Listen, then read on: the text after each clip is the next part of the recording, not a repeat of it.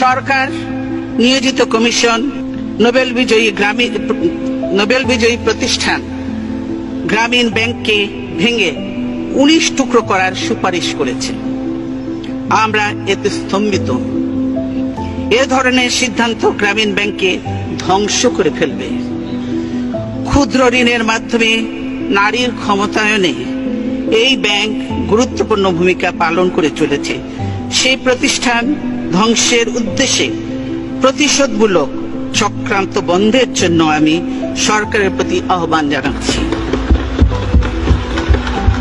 আমরা এর তীব্র বিরোধিতা করছি। দেশের মানুষ এ ধরনের হীন কার্যকলাপ মেনে নেবে না।